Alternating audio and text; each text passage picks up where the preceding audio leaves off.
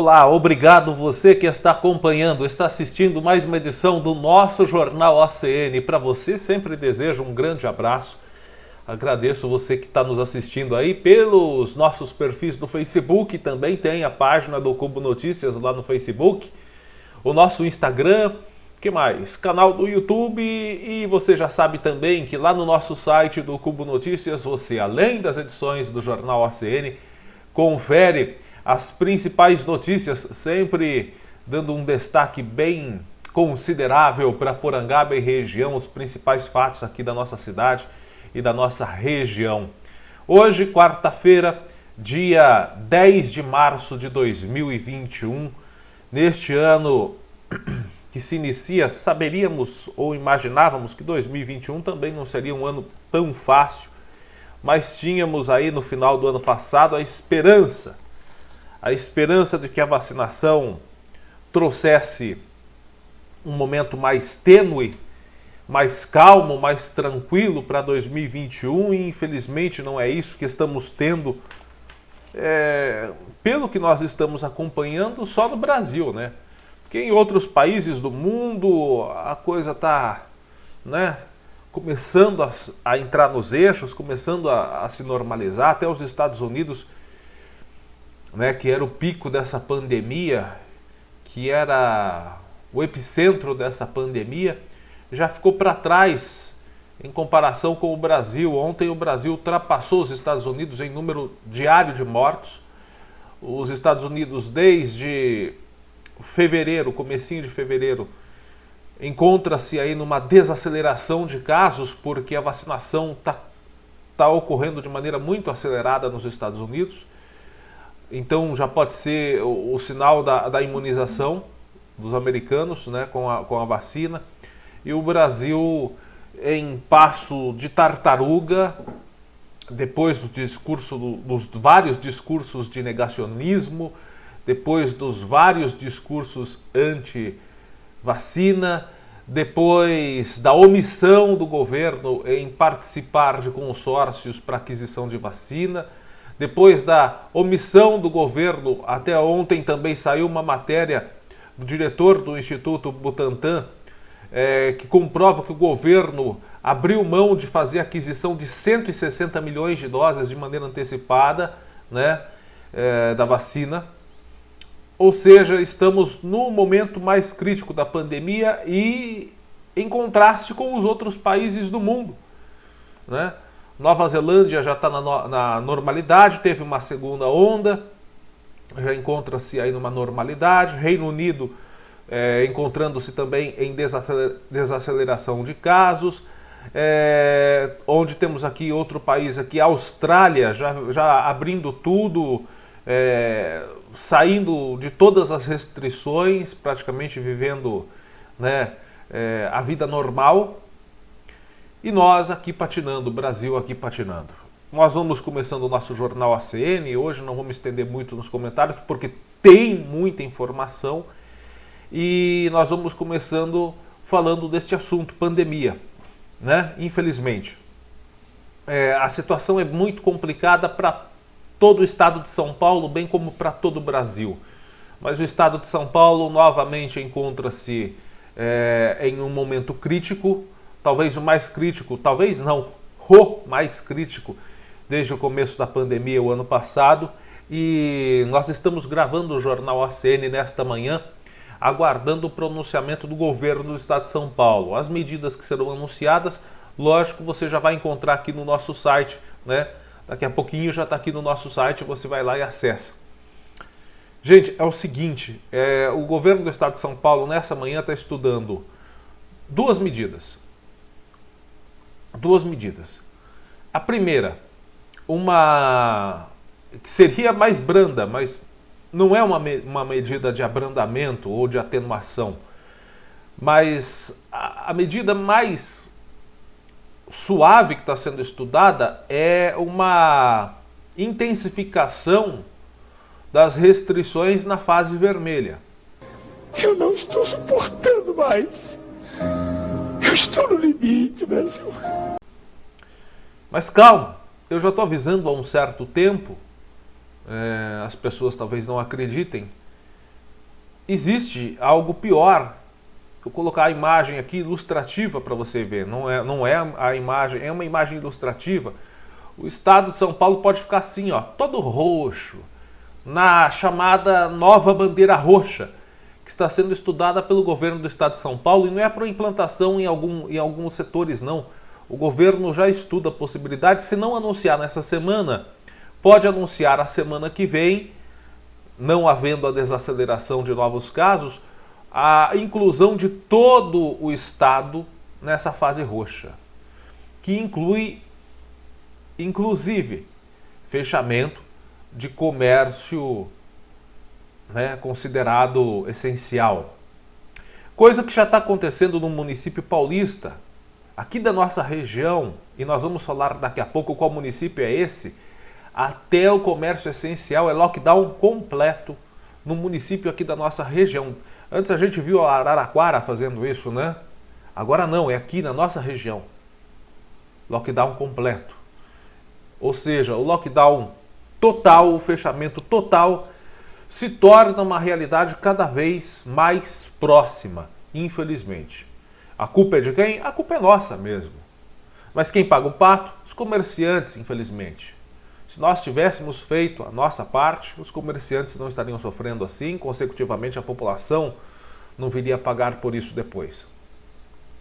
Mas está aí, gente, o governo do estado de São Paulo vai anunciar hoje, né? Vamos aguardar o anúncio, enquanto a gente grava o jornal aqui, como vai ficar a possível fase roxa contra a pandemia da Covid-19. É uma fase ainda mais restritiva que a atual fase vermelha e que nunca foi usada em um ano de combate contra a Covid-19. A informação é da rádio CBN. A fase roxa pode ser anunciada entre hoje, quarta e sexta-feira. Vamos aguardar quando vai ser o anúncio. E passaria a valer já a partir deste sábado, do próximo sábado. Inclui horários restritos de funcionamento das atividades essenciais, como padarias, supermercados e postos de gasolina vão funcionar em horário restrito. Não sei se é uma boa ideia, porque a partir do momento que você encurta o horário de funcionamento, né, você força, entre aspas, as pessoas a procurarem um estabelecimento comercial num período mais curto. Será que não favorece ainda mais a aglomeração? Sei lá. Não tá bom isso não, hein? Acho que não é uma boa ideia. Bom, que mais tem aqui? Suspensão de todo e qualquer evento, seja ele religioso ou esportivo. Até o Campeonato Paulista de Futebol seria suspenso. Já deveria ter sido, afinal, né? Ah, vai dizer que o Campeonato Paulista é essencial, né? Vai ver que é essencial. Futebol é essencial. Bom, a gestão do João Dória estuda limitar o horário de funcionamento de serviços essenciais, manter escolas abertas também, ó, outra modificação aqui, aulas presenciais daí já não seriam mais retomadas, né? As escolas só ficariam abertas para os alunos que dependem da alimentação oferecida pelo Estado. Nos últimos dias, ao menos 30 pessoas com Covid morreram na fila por vagas de UTI, aguardando vaga na UTI. Além disso, o governo deve utilizar escolas para a criação de hospitais de campanha, né? O primeiro deles seria a comunidade de Heliópolis. Não tem tempo, o governo do estado não tem tempo de criar a infraestrutura para o hospital de campanha, como foi feito ano passado lá no estádio do Pacaembu. Não tem tempo mais de levantar essa infraestrutura. É uma corrida contra o tempo, então as escolas seriam utilizadas, as estruturas das escolas seriam utilizadas para leitos adaptados nos hospitais de campanha. A avaliação é que não tem tempo hábil então para a construção dessas tendas como na primeira onda. São Paulo está com uma ocupação média de 81% de UTIs, mas 32 municípios já têm ocupação total. Aqui na nossa região, por exemplo, Botucatu 110%, ultrapassando os leitos reservados para casos de Covid, teve que adaptar ainda mais 4 unidades que também estão ocupadas. Botucatu vai receber, inclusive, segundo o anúncio do governo do estado nessa segunda-feira, hospital de campanha, lá na AME. O Brasil está batendo recordes de mortes. Bom, vamos falar sobre os recordes aqui do Brasil. recordes tristes, né? O Brasil segue batendo recordes de mortes, contágios pela pandemia. Ontem, no período de 24 horas, né, de segunda para terça-feira, 1.972 mortes, 1.972 registros de óbitos. Os casos novos detectados explodem, 65.537 em 24 horas. O país tem um total de 268.568 óbitos. Nesse ritmo, meu amigo, minha amiga, até o final de abril nós chegaremos a 300 mil mortos. São 11.125.017 casos diagnosticados em todo o país desde o começo da pandemia. O estado de São Paulo tem destes 11.125.000, 2.134.020 casos e 62.101 mortes confirmadas, com as quais 517 mortes aconteceram só no espaço das últimas 24 horas. Gente, outro estado que também segue com medidas cada vez mais restritivas é o estado negacionista do senhor Zema, né? Governador lá de Minas também discursava como se fosse uma gripezinha, né? E tinha tonto que batia palma, falava: o governador de Minas é que tá certo.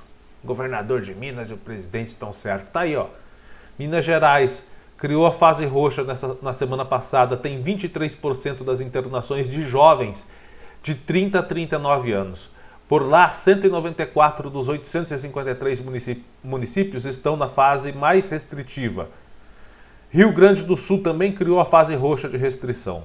Ou seja, São Paulo tem tudo para seguir a mesma linha. Hoje também é o 48º dia consecutivo no qual o país apresentou média móvel de mortes por Covid-19 acima de 1.000. Período mais longo em toda a pandemia. Gente, complicado. Muito complicado. E eu falei agora há pouco de lockdown completo numa cidade da nossa região. Capão Bonito terá fechamento total do comércio até o dia 16. Capão Bonito, aqui, região de Tapetininga, não muito longe da gente, né? A partir das 0 hora de amanhã,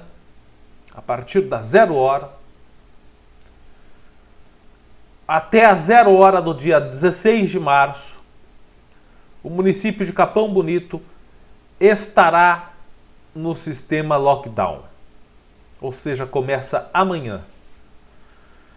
Isso implicará no fechamento dos estabelecimentos comerciais, varejistas ou atacadistas, prestadores de serviços autônomos ou não, comércio ambulante, feiras livres de produtores, agências bancárias, incluindo caixas eletrônicos, lotéricas, correio, repartições públicas municipais, estaduais e federais, dentre outras atividades econômicas consideradas essenciais e não essenciais, que estarão proibidas de funcionar no período indicado. Ou seja, nada disso vai funcionar.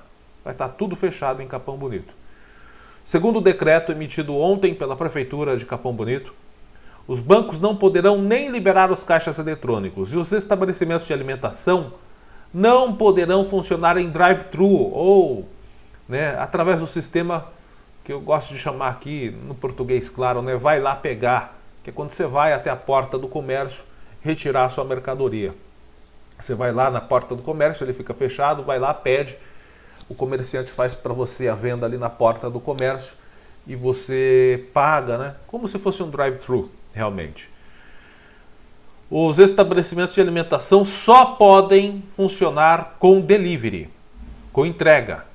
Já farmácias terão que funcionar, mas em sistema de revezamento e de plantão. Nem todas estarão abertas.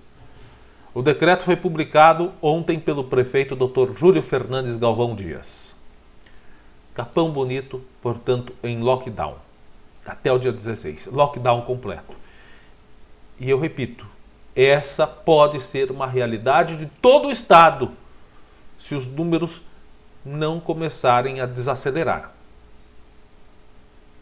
A fase roxa pode evoluir, inclusive para muitos estados brasileiros, para a fase preta, que é o fechamento total, como em Capão Bonito.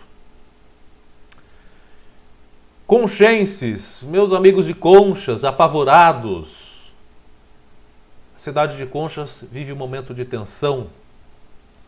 Essa reportagem aqui foi publicada agora de manhã pelo meu amigo Ednilson Desidério, do Acontece Conchas. Um abraço para a equipe do Acontece Conchas. Conforme o Acontece Conchas havia informado na semana passada, essa semana o município chegaria a 800 casos de Covid. Vou colocar até o boletim aqui, como estão os números lá. O número de 800 casos em Conchas pode inclusive ser batido hoje. Os números dos novos casos de coronavírus não param de crescer na vizinha cidade de Conchas. Hoje o município deve atingir a incrível marca de 800 casos. Até amanhã de hoje, como diz o boletim, são 794 casos, mas o número deve subir porque o município tem registrado uma média diária de 12 novos casos. O município também soma 19 óbitos em decorrência do coronavírus. Enquanto os números de novos casos explodem em Conchas, segundo o Ednilson Desidério, o prefeito Júlio Tomazella não está fazendo nada em relação ao enfrentamento, prevenção e tratamento do coronavírus no município.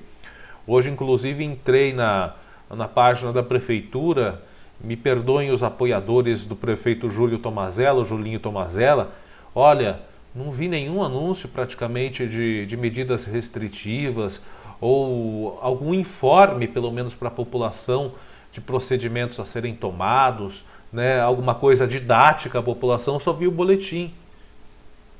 E a reclamação, inclusive, de que a prefeitura de Conchas não está realizando a vacinação nos finais de semana. É que eu quero evitar a fadiga. Não é momento para descansar, para ter trégua, não.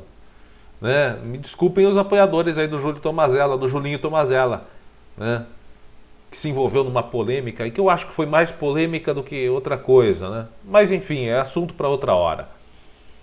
Olha, inclusive na página da prefeitura está mostrando uma certa omissão aí dos trabalhos dedicados a essa área. Não pode. O prefeito não está fiscalizando os comércios e festas clandestinas estão ocorrendo, segundo Acontece Conchas. Não há distribuição de álcool e máscaras para a população e não há vacinação de pessoas aos finais de semana. Bom, ainda diz a publicação aqui do Acontece Conchas que o prefeito Júlio Tomazella é o único prefeito da região que não está fazendo nada contra o coronavírus como gestor público. É uma reclamação aqui, portanto, do jornal e da equipe Acontece Conchas. Olha, prefeito Júlio Tomazella, eu não quero dizer nada não, mas a própria página da prefeitura nas redes sociais ignora o assunto coronavírus na cidade. Só tem o boletim lá.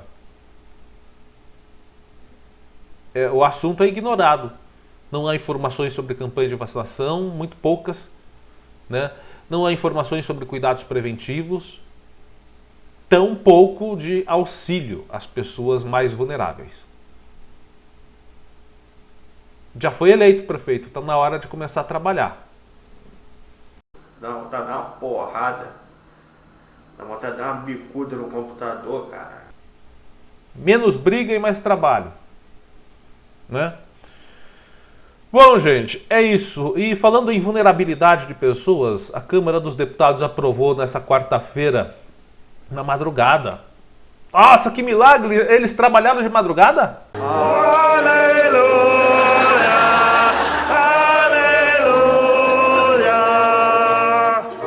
Nossos deputados trabalharam de madrugada?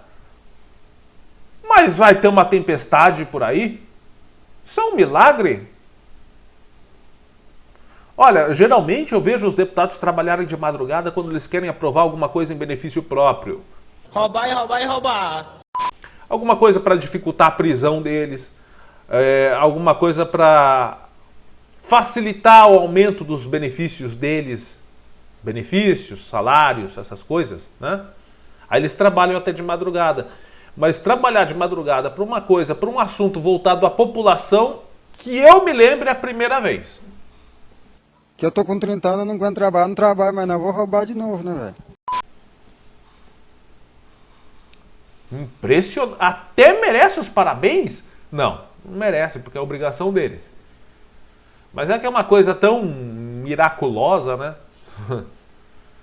A Câmara dos Deputados aprovou hoje de madrugada, em primeiro turno, o texto principal da proposta de emenda constitucional, a PEC emergencial, com medidas de controle dos gastos públicos e que autoriza o pagamento de até 44 bilhões de reais por meio do novo auxílio emergencial.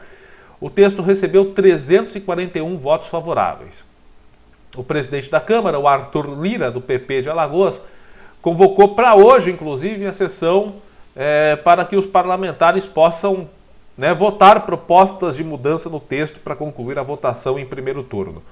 A PEC também deve ser apreciada em segundo turno na mesma sessão. Estão rápidos, trabalharam até de madrugada, hoje já é retomada a votação das mudanças do texto e já provavelmente será feita a votação do segundo turno ainda hoje. Que milagre eles trabalhando com tanta agilidade para algo que é para o povo.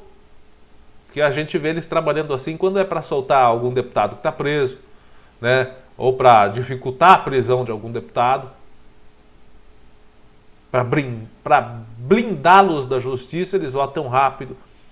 Para aumentar os benefícios próprios, eles votam rápido. Hoje eles estão fazendo algo para o povo. Whoa, whoa. Bravo. Wow. Isso é inacreditável. Eu tenho medo, porque a gente está numa pandemia. Aí acontece um negócio desses, eu vejo uma coisa dessas, aí eu sou obrigado a crer que nós estamos chegando ao final dos tempos. De tão anormal que é. A proposta foi apresentada inicialmente em 2019 pelo governo com o objetivo de criar mecanismos de restrição de gastos quando o governo federal, estados e municípios estivessem em situação de emergência fiscal. Ela era considerada uma prioridade do governo após a aprovação da reforma da Previdência naquele ano. Com a pandemia, porém, o projeto do teto de gastos ficou em segundo plano e só voltou aos holofotes com o fim do pagamento emergencial. O governo colocou a aprovação da PEC como condição para liberar uma nova rodada de benefícios. Na Câmara, se os deputados alterarem o texto, o projeto volta para votação, ele vai voltar para votação lá no Senado. Se a proposta for aprovada sem alterações, será promulgada no Congresso. A PEC autoriza o pagamento de um novo auxílio emergencial e um gasto total de 44 bilhões com o pagamento do benefício. Os números da parcela, eu sei que muita gente vai perguntar, os números das parcelas ou o valor do benefício e os critérios para receber esse auxílio dependem da aprovação de uma outra proposta legislativa no Congresso Nacional, que também deve ser estudada hoje. Ok? Bom, gente, sobre a pandemia é isso que nós temos que falar no aspecto regional e nacional, claro. São preocupantes os números e só nos cabe aí rezar, tentar fazer nossa parte individualmente e alertar para que coletivamente todo mundo faça a sua parte. Vamos aguardar, os próximos dias, as próximas semanas, mas sendo realistas, a situação é muito preocupante. Gente, mudando de assunto, hoje eu estou resgatando aqui um assunto que já tem mais de um ano. 8 de dezembro de 2019. E a população quer saber: vai ficar na impunidade? Como estão as investigações? Algum fato novo surgiu? A população quer saber sobre o caso Marisa, que nós estamos acompanhando desde o começo aí, mas as informações pararam de surgir. As investigações não se manifestam. E a família cada vez mais apreensiva. Quer dizer, apreensiva não, cada vez mais machucada, porque a família praticamente já imagina o que deve ter acontecido com a Marisa. Mas a dor é pela impunidade e pela falta de respostas. A Polícia Civil iniciou a investigação do desaparecimento da Marisa Aparecida dos Santos Domingues, que desapareceu na manhã do domingo, dia 8 de dezembro, depois de tomar café com o ex-marido. Só fazendo uma retrospectiva do caso, de acordo com a delegada responsável, Simone Firmino, o ex-marido morava na mesma propriedade rural que Marisa e foi até a casa dela por volta das 7 horas da manhã para tomar café e saiu de lá 45 minutos depois. De acordo com o boletim de ocorrência, por volta das 9 horas, ele voltou na casa da ex-mulher e encontrou a porta aberta, o celular dela em cima da mesa e o fogão aceso, mas Marisa não estava no local. Por isso, o ex-marido acionou a polícia. O carro de Marisa estava na propriedade e com aparentes manchas de sangue na porta, segundo a polícia. O veículo foi apreendido, foi feita uma perícia para comprovar as manchas de sangue. Essa perícia constatou que as manchas de sangue eram de sangue humano. Não foi divulgada nenhuma informação se o sangue era da Marisa. A imprensa, por exemplo, não tem essa informação. Ainda conforme a delegada, o boletim de ocorrência foi registrado como desaparecimento. Nenhum objeto foi roubado da residência e a casa dela estava intacta, informou a delegada. Amigos fizeram ações nas redes sociais para tentar encontrar a mulher. O caso repercutiu em toda a mídia nacional. De acordo com o delegado seccional de Botucatu, Lourenço Talamonte, a polícia pediu a prisão do casal. O casal em questão seria o dentista Gilson Carbone e a esposa dele, a Ana Paula Carbone. Pelo seguinte, o Dr. Talamonte e as investigações mostram que eles seriam os principais suspeitos. E lembrando que Marisa trabalhava como recepcionista no escritório do dentista, que é o Gilson Carbone. O Dr. Talamonte disse o seguinte: há suspeitas de homicídio. Isso por causa das manchas de sangue no carro dela e do dentista. Foi cortado um pedaço do banco para levar para a perícia, mas ainda não chegou o laudo. Isso segundo a matéria que foi publicada lá em março do ano passado. Vai ser feito o exame de DNA para confrontar o sangue dela encontrado no local com o carro do dentista, informou o delegado. O delegado também informou ao G1 que a justiça autorizou a prisão, mas o casal está foragido. Esses dois aí, essas duas figuras aí. Pois é, ele está desaparecido, a esposa também. O Dr. Talamonte disse o seguinte sobre o dentista. O delegado Dr. Talamonte falou o seguinte: ele não está usando o celular, nem movimenta a conta pessoal. Ele está usando outra pessoa para movimentar a conta.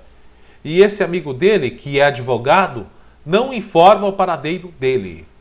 Então, como é que fica a situação? Inclusive, o próprio caseiro disse que esse advogado que estaria sendo responsável, na época, nas reportagens, o caseiro disse que o próprio advogado estava sendo responsável por fazer o pagamento do caseiro da propriedade do dentista.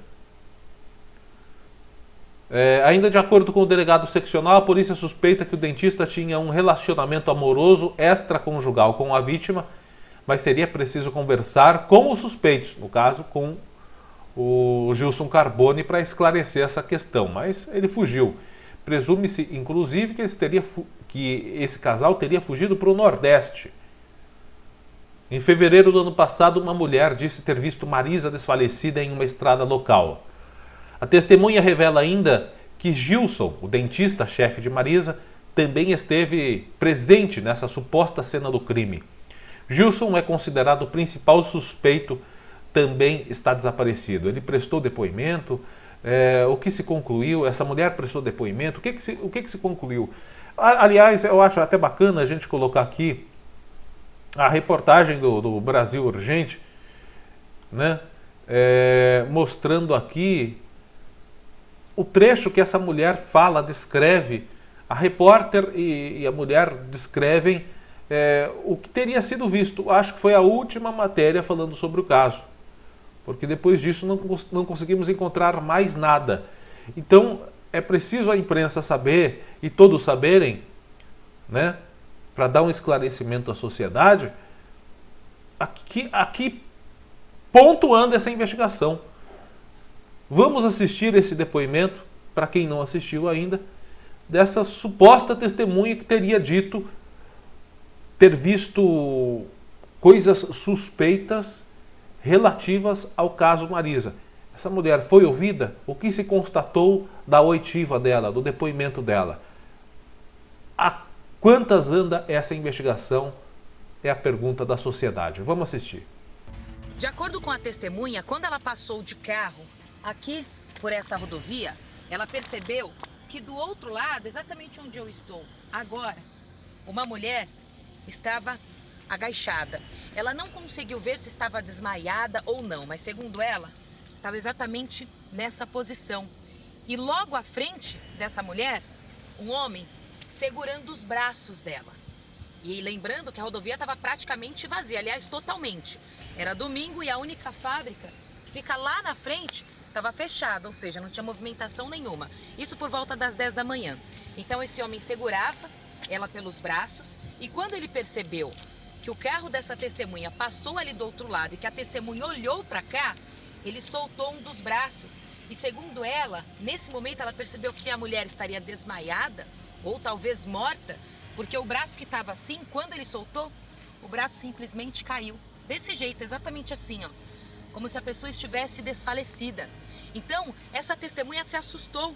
Ela foi com o carro até um pouquinho mais à frente ali, poucos metros à frente, e parou. Continuou olhando do retrovisor. Segundo ela, a cena era a mesma. Esse homem segurando apenas um braço e a mulher aqui agachada, sentada, enfim, ela não sabe precisar ao certo. Foi aí que a história começou a ficar mais estranha, porque ela com o carro parado ali na frente, percebeu que uma caminhonete preta vinha nessa direção. A caminhonete preta, que seguia para cá, parou do lado do carro da testemunha, então parou lado a lado. Foi aí que a testemunha disse para ela, para essa pessoa da caminhonete, esse homem que dirigia a caminhonete, falou, ó, tem uma situação muito estranha ali atrás. Eu dei sinal com o farol justamente para você parar o carro e tentar ajudar, porque eu tô com medo. Eu sou mulher, então eu tô com medo de parar sozinha ali. Segundo a testemunha, este homem, que ela disse que se parecia muito com o Gilson, não respondeu mais nada depois disso. Saiu com o carro de lá, veio em direção a este local e parou onde estava a mulher e também este homem a segurando pelo braço. Ela achou que já estava tudo resolvido, que ele iria ajudar a socorrer, resolver a situação, por isso ela decidiu ir embora. Foi embora com o carro e nem se preocupou com o que iria acontecer depois. Só depois de saber do desaparecimento da Marisa e de olhar a foto do Gilson, do dentista, hoje considerado o principal suspeito pelo sumiço e possivelmente morte da Marisa, ela se deu conta que aqui poderia ter sido a cena do crime e que aquele homem que parou na caminhonete ao lado e perguntou para ela o que estava acontecendo era o dentista. Quando foi na quinta-feira que vocês iam entrevistá-lo, né? Aí ele sumiu. Aí quando eu vi a foto dele, eu achei muito idêntico. O motorista da caminhonete. Muito idêntico. Só que eu não posso precisar para vocês se era ele. E eu só lembro daquele olhar assim, parece que com ódio, que eu falei com ele e ele não falou comigo, não respondeu nada, ele só tocou com o meu. Pois bem, gente, são acusações gravíssimas e que podem dar um desdobramento do caso, ou talvez até tenham dado desdobramento do caso, mas que duas coisas não estão esclarecidas.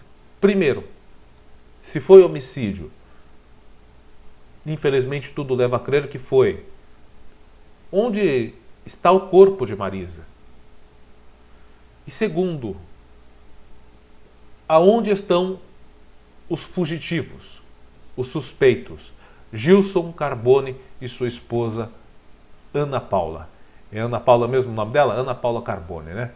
Onde estão esses dois? Se você tiver informações, de qualquer lugar do nosso país que avistar esses dois, entre em contato imediatamente com a polícia ou pelo 181, o Disque Denúncia. Sua denúncia será feita de maneira anônima.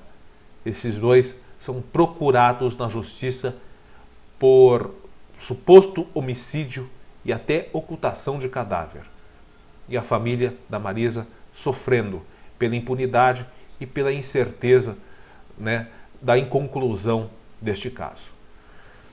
Gente, vamos para Porangaba agora. Vamos aqui para a nossa cidade de Porangaba destacar, né, os assuntos do nosso município, problemas e também soluções aos problemas do nosso município. Nesse caso, graças a Deus, temos uma solução.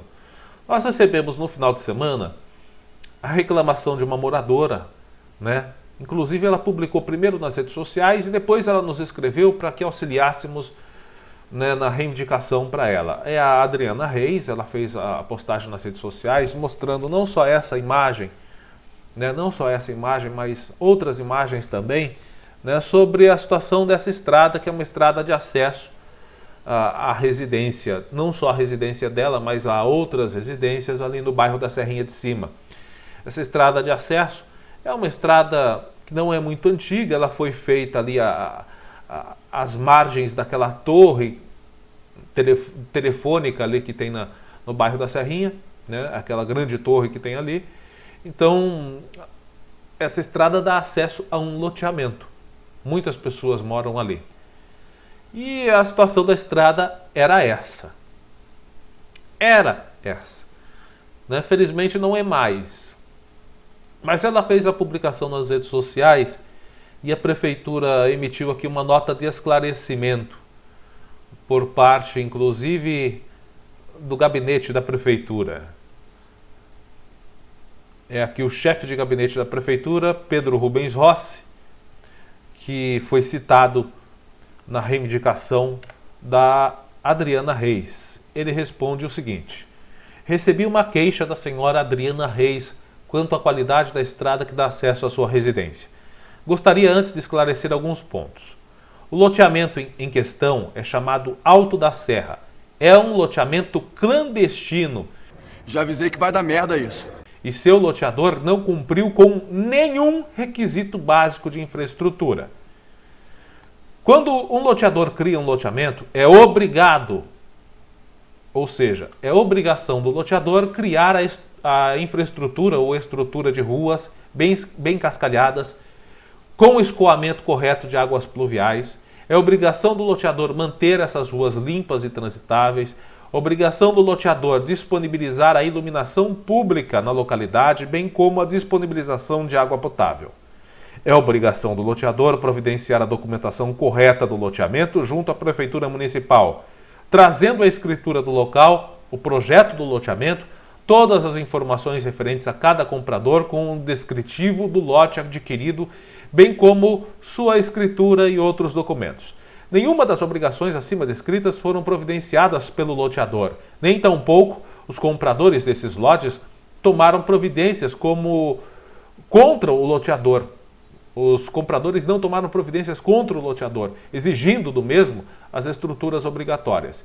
Esse loteamento foi iniciado logo após a empresa TIM, de telefonia celular, ter aberto uma estrada no local para instalação no alto do morro de uma antena de transmissão de celular. A Prefeitura Municipal não recebe desses moradores nenhum imposto, pois trata-se de um lote clandestino. Quando o morador compra um lote desses, tem plena consciência que está adquirindo um lote irregular e que isso pode, sem dúvidas, lhe trazer problemas futuros. Estamos analisando corretamente a solução para este problema. Se o loteador cumprisse os requisitos mínimos, será que essas pessoas que compraram esses lotes irregulares estariam sofrendo hoje? Porque esse comprador não exigiu do loteador o cumprimento do contrato que deve ter assinado para a aquisição desse terreno. Em momento nenhum a prefeitura irá se isentar em solucionar esse problema, mas queremos esclarecer que não iremos conseguir resolver a omissão de administrações anteriores em apenas 2 meses e 8 dias no comando. Informamos que a Prefeitura está de portas abertas para conversar esclarecer e informar a todos os cidadãos porangabenses e que não compactuamos com fofocas ou intrigas feitas em redes sociais. Assina aí a nota, Pedro Rubens Rossi, chefe de gabinete da Prefeitura. Bom, é interessante ter uma resposta assim, mas também é mais interessante a solução do problema. E felizmente, teve a solução do problema. Vamos acompanhar aí, deixa eu colocar em tela cheia, melhor, o antes e depois da estrada. No final de semana estava assim e ontem já foi feito, aliás, na segunda-feira já foi feita a manutenção da estrada em questão.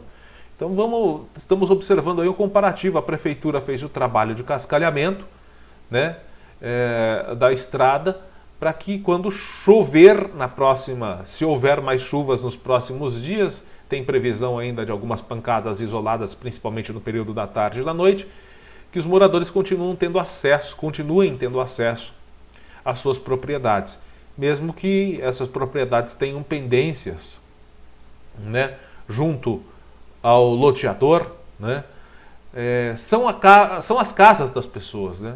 É a morada das pessoas, então elas merecem ter acesso à sua moradia de maneira digna, né, e de maneira tranquila e segura. E a Prefeitura foi lá e já solucionou o problema. Isso é muito bom, né? Porque às vezes você só vem com a nota ela esclarece, mas não soluciona o problema. Neste caso, sim, a Prefeitura agiu de maneira completa. Deu a nota, esclareceu o problema e ainda solucionou o problema, né? Como você está vendo aí nas imagens, né? O comparativo de como estava antes e como ficou após o trabalho que a Prefeitura fez. Fez o trabalho de nivelamento ali do terreno, colocou o cascalho, só falta ainda o maquinário para fazer a compactação do cascalho, né? Mas isso, se Deus quiser, em breve, esperamos que Porangaba tenha. Bom, aproveitando que estamos falando dos internautas que nos procuram, né? Temos aqui o Michel Paulino, que nos enviou um pedido para alertarmos a Prefeitura. Nós sabemos que também outro problema, né? Além da omissão do governo, das administrações anteriores, fazendo vistas grossas, né, a muitos problemas, além da omissão também teve o desleixo, né, a falta de cuidado das administrações anteriores e deixar o maquinário do município todo quebrado, né? Então, Porangaba também enfrenta esse problema, não dispõe ainda do equipamento necessário, porque a grande maioria das máquinas continuam sucateadas, quebradas. A Prefeitura está fazendo o trabalho de restauração de muitos desses equipamentos, alguns inclusive já voltaram à operação, a Prefeitura já fez a reforma desses equipamentos, o conserto dessas máquinas. Então, aos poucos, a Prefeitura está retomando as atividades que deveriam, né, não terem parado, mas pararam em decorrência, né, enfim, da omissão, da irresponsabilidade. Enfim, não vamos também chutar cachorro morto. Mas nós temos aqui o Michel Paulino, que nos enviou essas imagens, pedindo para alertar a Prefeitura sobre a situação dessa estrada aqui, que é do bairro dos Fogaças e que dá acesso ao loteamento Ninho Verde, sentido Ninho Verde. O Michel Paulino alerta aí para... haja mato aí, hein? Dá para fazer um rally e tanto, sobre o mato que está invadindo a pista, né? A gente sabe que a Prefeitura está tendo que priorizar os pontos de reparo, porque, como eu disse agora há pouco, tem pouca demanda de maquinário, enfim, pouca demanda de maquinário e muita demanda de serviço. Então, talvez, fica aí a dica para a Prefeitura, talvez esse seja um dos pontos críticos aqui do nosso município.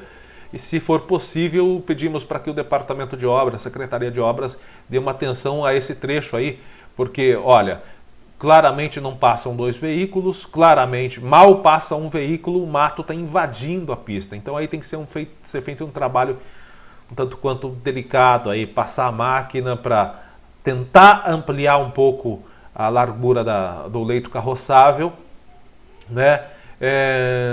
E ser feita também a limpeza desse mato, que cada vez mais vai estreitando. Daqui uns dias não tem mais a estrada, desaparece. E tem também o problema do lixo, né? Que alguns moradores acabam jogando às margens da rodovia, se aproveitando que tem mato no local, eles jogam lixo, né, no meio do mato, achando que ninguém vai ver. O cara que faz isso é aquele cara que faz cocô e não limpa a bunda, porque acha que ninguém vai ver, então não limpa, né? Me dão licença, eu vou cagar. Quer esconder o lixo, é o cara que faz isso, né? Faz cocô e não limpa o fiofó. Porco! Bom, gente, então fica aí o pedido do Michel Paulino, agradecemos a ele. Ele alerta a prefeitura para que, se possível, dê uma atenção especial aí, porque está bem complicado o trânsito nesse trecho. É a estrada do bairro dos Fogaças, sentido Ninho Verde. Está cada vez mais estreito o mato, está cada vez avançando mais sobre o leito carroçável da pista. Vou dar uma boa notícia aqui para você. É a seguinte, hein? Trabalho está difícil, período de crise nem se fale, né? Inclusive já estamos vendo pontos comerciais aqui em Porangaba fechando as portas, infelizmente. Também mais de um mês de fase vermelha, tem comércio que não aguenta. Mas quem está precisando de emprego são 13 vagas de trabalho, mas é um trabalho provisório, mas bem remunerado. É pelo IBGE, Instituto Brasileiro de Geografia e Estatística, com 13 vagas aqui para Porangaba. Período de inscrição de 19 de fevereiro a 15 de março, agente censitário. E inscrição para recenseadores de 23 de fevereiro até 19 de março.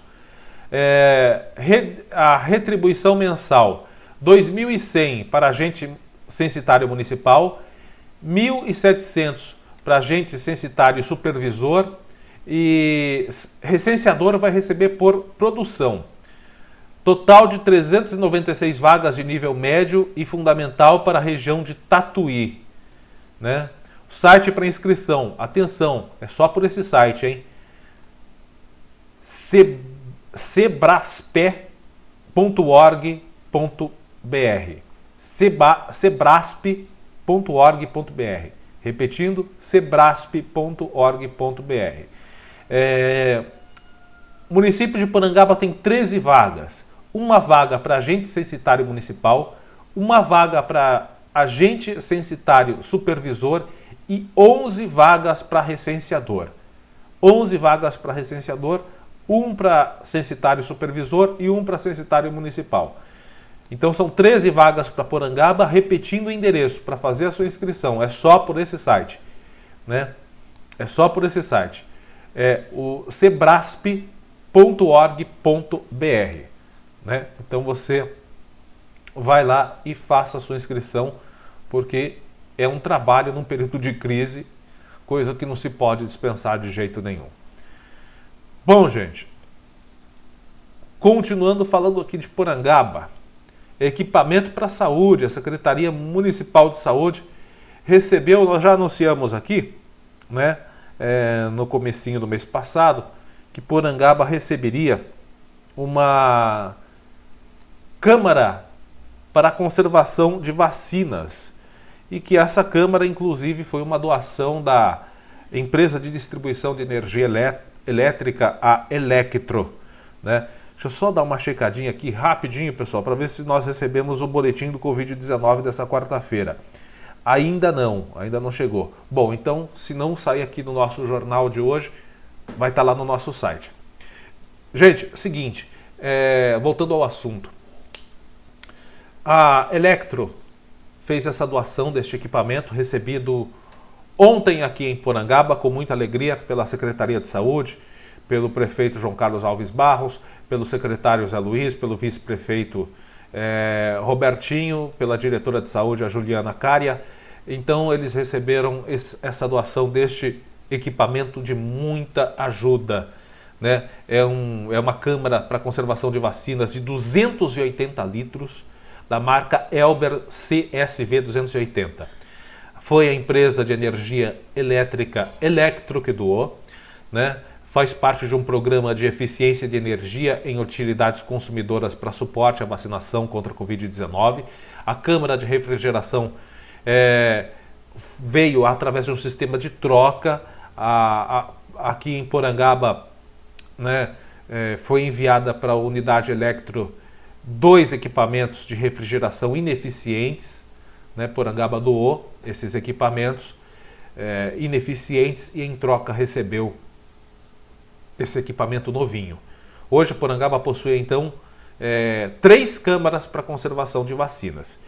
As outras que tinham, que eram 2, uma estava no ESF1, a outra estava no ESF3 do Anonai, e no ESF2 havia uma câmara, mas ela apresentou problema de funcionamento, quebrou, no português claro, e foi solicitada uma visita técnica para solucionar o problema, para solucionar o defeito, mas infelizmente não se encontrou a peça necessária para realizar o reparo.